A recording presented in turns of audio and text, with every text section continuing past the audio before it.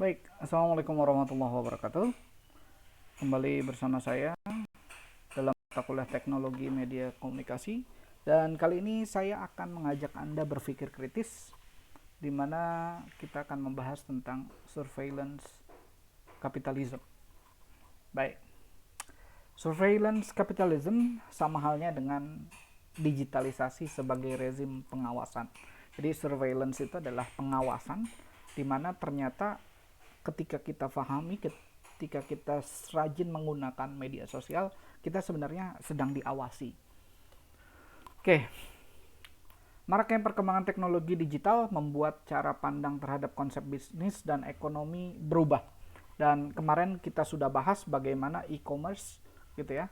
E-commerce, e-dagang dan juga e-bisnis itu semuanya sudah beralih ke ranah digital. Pola perilaku penjualan maupun pembelian juga berubah.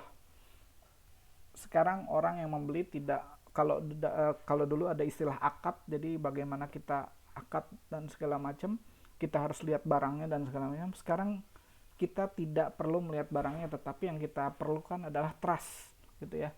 Nah, intinya bagaimana membangun trust dan membangun branding, dan bagaimana mampu penjual itu mengorkestrasi barang dagangannya sehingga orang-orang itu menjadi yakin atas bisnis atau dagangan yang dijualnya gitu ya.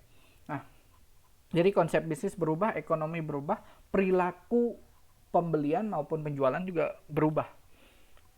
Jadi sekali lagi perkembangan teknologi digital merubah itu semua. Nah, ketika kita bahas pengawasan pertama kali, kenapa hal ini muncul gitu ya? Pertama, di zaman digitalisasi dewasa ini, ada pihak yang sepertinya lebih kuat dan lebih canggih dibandingkan dengan institusi negara dalam hal melakukan, dalam hal kemampuan melakukan operasi mata-mata atau pengawasan. Berikutnya, institusi pengawasan yang dimaksud bukanlah institusi negara ataupun institusi formal intelijen. Bukan pula lembaga intelijen multilateral, melainkan korporasi swasta yang perusahaan-perusahaan digital Amerika Serikat yang disebut The Big Five. Ada Google, Amazon, Facebook, Microsoft, dan Apple. Ya. Ketiga, pengawasan itu dilakukan terutama sekali bukan karena alasan politis atau ideologis, melainkan karena alasan bisnis atau ekonomi, atau kombinasi antara motif politik dan ekonomi.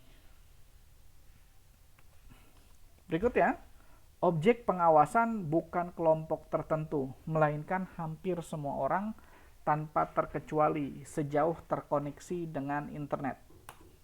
Kelima, kita diawasi bukan karena kita mengancam atau berbahaya, tetapi justru sebaliknya, karena kita dibutuhkan dan didambakan sebagai pemasok data dan objek periklanan bagi korporasi yang dimaksud. Keenam, pengawasan dilakukan tidak dengan peralatan yang sangat eksklusif, mahal dan jarang, tapi dengan peralatan yang dimiliki hampir semua orang, yakni telepon genggam. Ya, jadi semua orang sudah memiliki telepon genggam sekarang. Jadi itulah esensi dari surveillance capitalism. Pahami ada 6 poin. Yang pertama adalah zaman digitalisasi ada operasi mata-mata atau pengawasan di luar negara. Institusinya bukanlah sebuah institusi negara atau bahkan negara itu sendiri, akan tetapi adalah perusahaan-perusahaan digital yang besar, ya, perusahaan-perusahaan digital yang besar, yakni korporasi swasta. Berikutnya, pengawasan bukan karena alasan politis, tetapi lebih kepada motif ekonomi. Kalaupun ada motif politik, di situ adalah kombinasi dari faktor ekonominya. Yang keempat, objek pengawasan bukan terkelompok tetapi yang terkoneksi dengan internet. Yang kelima, diawasi bukan karena mengancam gitu ya. akan tetapi justru didambakan sebagai pemasok data atau periklanan bagi korporasi. Kemudian yang keenam, pengawasan tidak dengan peralatan yang eksklusif tetapi cukup dengan peralatan yang dimiliki hampir semua orang gitu ya, yakni telepon genggam atau handphone. Oke, sekarang kita pahami surveillance capitalism. Sebuah penjelasan tentang apa yang terjadi dalam hubungan antara pengguna internet dengan perusahaan raksasa digital seperti Google, Facebook, Apple, Amazon, dan Microsoft. Surveillance capitalism menawarkan pandangan kritis tentang fenomena digitalisasi, Internet of Things, dan demokrasi digital. Baik, nah ketika kita membahas surveillance capitalism, kita akan terhubung dengan revolusi digital. Kita sudah pahami revolusi 5.0 dan nanti perkembangan kedepannya 5G dan lain sebagainya. Ketika kita memiliki komputer dan internet, itu sudah finally itu menjadi bagian penting kehidupan masyarakat. Revolusi digital juga mengubah mekanisme kerja di berbagai bidang. Jadi ketika internet berkembang, komputer berkembang, digital pun mengubah mekanismenya. Jadi dia tidak menjadi analog lagi, tetapi dia sudah membius atau menempel di diri manusia. Seiring dengan laju perkembangan teknologi digital, serta berkembangnya metode pencatatan data digital, menggantikan fungsi analog sebagai standar baru dalam bisnis. Muncul fungsi baru teknologi komputasi, antara lain fungsi penyimpanan dan pemasok secara digital. Jadi yang awalnya hanya metode mencatatkan data, tetapi sekarang sudah menyimpan data secara langsung. Nah, komputer, teknologi digital, dan mikroprosesor akhirnya ditanam terus-menerus dalam berbagai perkakas dan benda di berbagai tempat, dan di berbagai perkakas, baik itu mesin cuci, baik itu telepon, baik itu handphone, baik itu komputer, dan ada di mana-mana, baik itu di rumah sakit, di sekolah, di kampus, di tempat kerja, di halte, dan apapun. Dan ini menunjukkan bahwa kita semua dalam revolusi digital. Nah, perkembangannya kita bisa lihat dari mulai ATM, CGI, robot industri, smart house, smart city. Itu menggambarkan tahap-tahap revolusi digital dalam masyarakat. ATM hadir mulai sejak dari tahun 90 gitu ya. Tapi tahun 2000 ramainya itu masuk ke CGI. Saat ini masih dipakai untuk perfilman, tapi nanti ke depan akan merambah lagi ke dunia yang lain. Robot industri, industrial sudah menggunakan alat-alat robot sederhana, tapi nanti perkembangan robot akan semakin meluas. Smart house, sekarang kita dihadapkan dengan smart living, ya, kehidupan yang smart artinya terhubung, terkoneksi dengan internet, segala sesuatunya dengan internet, kunci rumah pakai internet, kemudian menyalakan kompor pakai internet dan segala macamnya sudah ada, tapi belum ramai di Indonesia. Smart city ini sudah ramai di Indonesia, bagaimana dilakukan oleh pemerintah, termasuk melakukan tata kelola kerapihan data pemerintah, atau disebutnya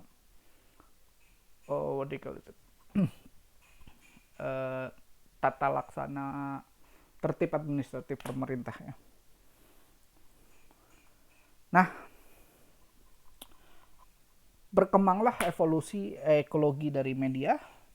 Media kalau kita bicara itu meliputi seluruh aspek kehidupan manusia. Manusia tidak akan dapat lari dari media. Cara hidup, mode perilaku, dan persepsi kita tentang dunia dibentuk oleh media. Begitupun sebaliknya, media juga bermetamorfosis mengikuti perubahan yang terjadi dalam masyarakat.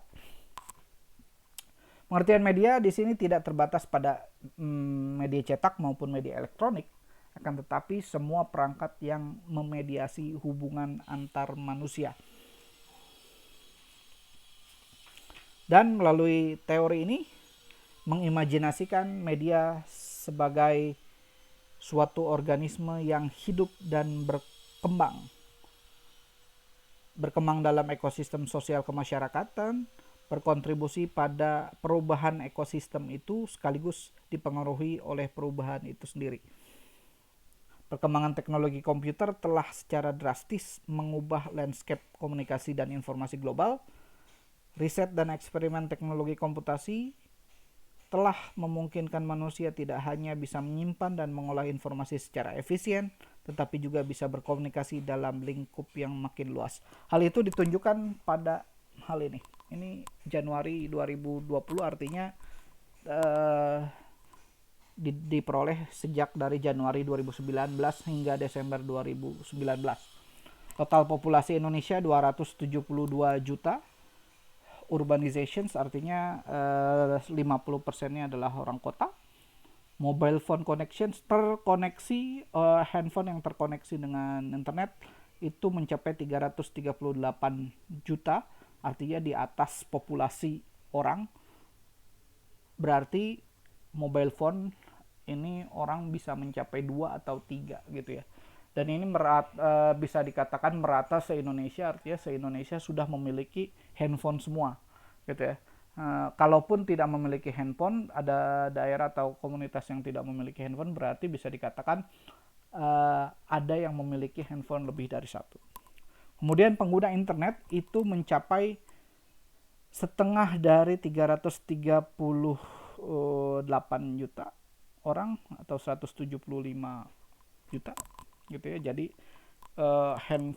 memiliki mobile phone yang terkoneksi, tetapi penggunaan internetnya masih setengahnya.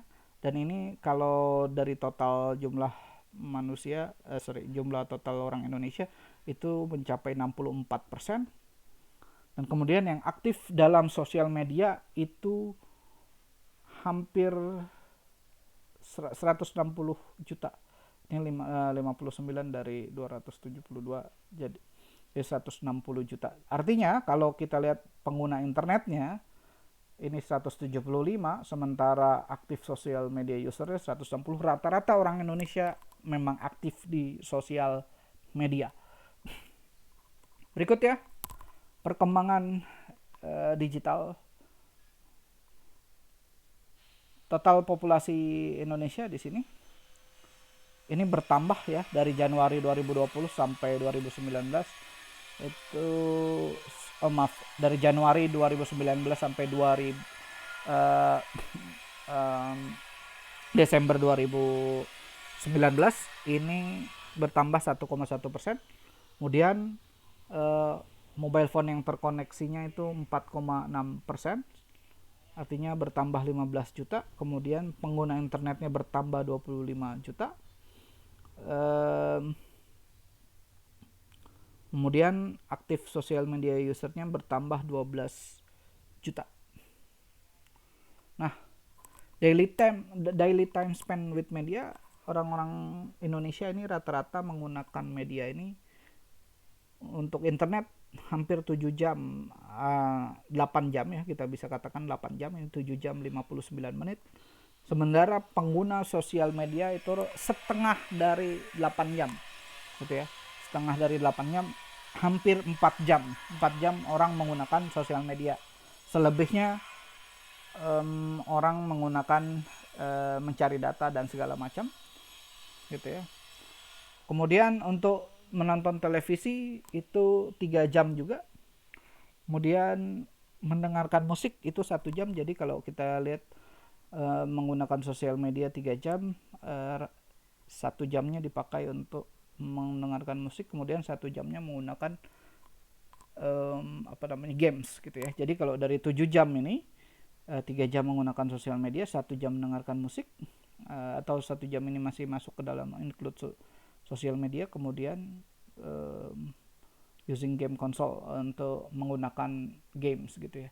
Ada yang nonton televisi juga di situ. Nah, kemudian Kalau dulu Facebook itu merajai gitu ya, hingga 2015 masih Facebook. Nah sekarang YouTube sudah merangkak naik gitu ya. YouTube, kemudian WhatsApp itu yang paling sosial media platform yang paling dipakai, dari mulai YouTube, WhatsApp, Facebook, Instagram, Twitter, Line, Messenger. Artinya boleh kita katakan Facebook masih cukup diminati karena FB Messenger-nya masih sebagian orang Indonesia masih menggunakan gitu ya. Facebook juga tetap berjalan gitu ya. Jadi ini menariknya di Indonesia, Facebooknya jalan, Instagramnya jalan, Twitternya jalan, Line-nya jalan gitu ya. YouTube sudah di atas terus gitu ya. LinkedIn juga dipakai, Pinterest, WeChat, Snapchat, Skype, TikTok. TikTok masih di bawah, masih belum merangkak naik, artinya masih belum banyak orang orang sudah tahu pakai TikTok, tetapi belum seluruhnya tertarik untuk menggunakan. Ada Tumblr, ada Reddit, ada Sina Weibo. Nah, dari data-data itu kita bisa melihat perilaku orang Indonesia gitu ya. Perilaku orang Indonesia karena apa? Karena revolusi digital ini menghasilkan 3 poin. Yang pertama ada Internet of Things, ada Cloud of Things, dan ada Big Data. Internet of Things merujuk pada satu tahap dalam perkembangan teknologi komputasi ketika internet mampu menyambungkan berbagai perangkat fisik dan non-fisik dalam suatu jaringan, sehingga memudahkan pengoperasian, pengordinasian, pengawasan, serta meningkatkan efisiensi dan efektivitas. Wait a moment. Oke, masih running. Ya. Oke, sekali lagi, Internet of Things, suatu jaringan menyambungkan ke berbagai perangkat fisik maupun non-fisik, sehingga memudahkan pengoperasian, koordinasi, pengawasan, serta meningkatkan efisiensi dan efektivitas capaian.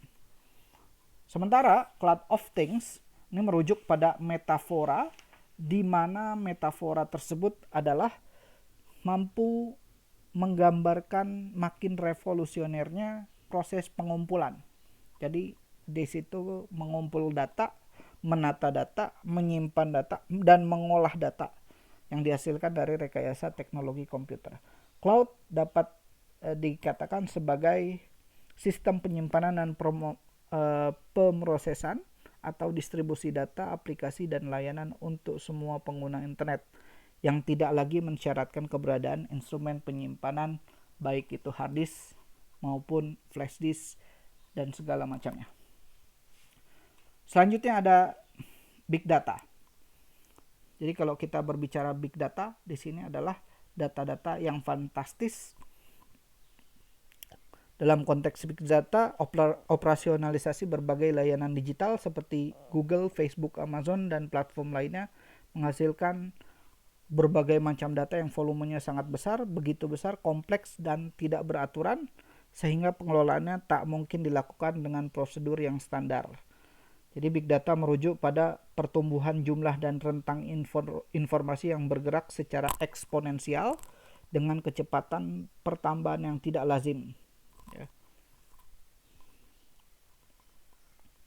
Baik, jadi pertama Internet of Things, dia menyambungkan perangkat dari perangkat yang fisik maupun non fisik gitu ya, sehingga koordinasi dan komunikasi lebih mudah.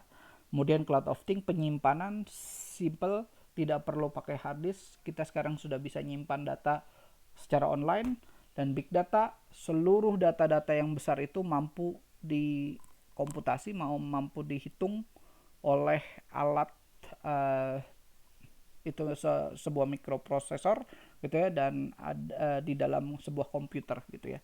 Jadi orang tidak perlu lagi menyimpan data di flash disk maupun CD dan lain segala macamnya. Kita bisa menyimpan secara online di internet.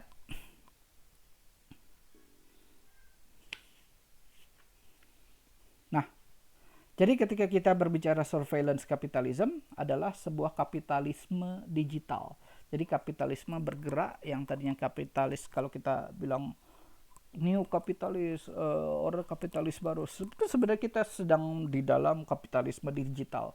Karena kapitalisme digital ini melakukan komodifikasi realitas yang terbentuk secara digital dan perubahan-perubahan perilaku pengguna internet berikut nilai ekonomis dan politis yang mengikutinya. Nah, apa saja yang diawasi oleh kapitalisme digital ini? Yang pertama, pengaturan kepada semua orang. Yang kedua, pengaturan dan pengendalian secara real time. Yang ketiga, bukan sekedar mengawasi namun juga bisa mengubah perilaku. Yang keempat, bergeraknya di luar hukum, belum ada aturan-aturan yang kuat untuk bisa dikenakan kepada pemilik-pemilik media online ini. Kemudian sebenarnya apa yang di dalamnya itu tidak ada gratisan. Nanti kita bahas. Kemudian penggunanya disebut sebagai SDM gratisan. Selanjutnya, memperdagangkan prediksi perilaku pengguna. Di dalamnya ada hegemoni kesadaran, lalu penghapusan privasi, dan kebebasan dalam keterbatasan pilihan. Oke, kita pahami satu persatu ya. Pengaturan pada semua orang diatur oleh internet. Sebenarnya ketika Anda masuk ke dalam itu ada sejumlah aturan-aturan yang harus diikuti, yang orang tidak merasa aturan itu membebankan sebenarnya. Itu ya. Jadi easy, masuknya easy, ada aturan-aturan tertentu dan kita sebenarnya diatur oleh internet tersebut. Kemudian diatur juga secara real time. Jadi kalau kita masuk ke dalam itu, terkadang for example ya, ketika kita nonton video gitu, selanjutnya kita akan bergerak lagi kepada, kita akan nonton yang lainnya gitu ya. Kita akan nonton ada rekomendasi, karena itu menjadi algoritma gitu ya. Menjadi algoritma kita dia, kalau kita nonton film A itu ntar ada film-film sejenis yang serupa tuh gitu ya. Berikutnya, bukan sekedar mengawasi namun juga mengubah perilaku. Nah, hal-hal tersebut dapat mengubah perilaku kita sebenarnya. Misalnya orang yang tidak biasa nonton film sekarang akan ketagihan atau keranjingan nonton film gitu ya. Kemudian handphone selalu ada di dekat dia. Kemudian makan atau apapun harus ada handphone di dekat dia, dan hal itu yang merubah perilaku orang.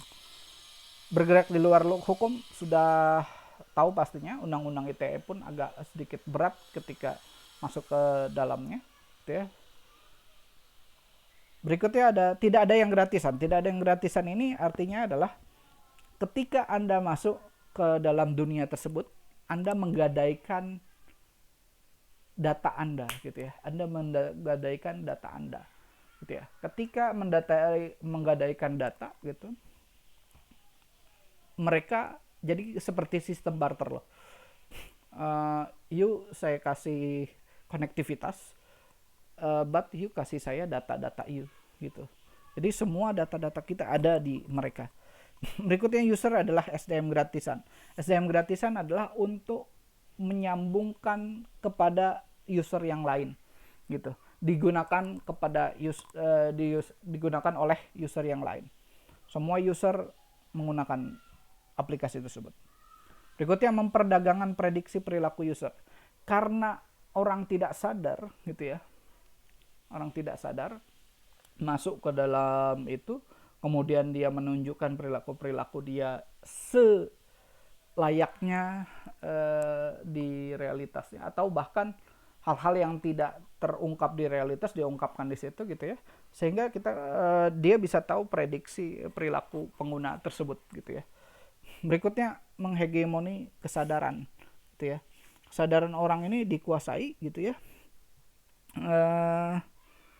Diciptakan wacana pendukung yang mengabaikan posisi pengguna internet yang menganggap dirinya bukan sebagai pihak dalam pemanfaatan data gitu ya.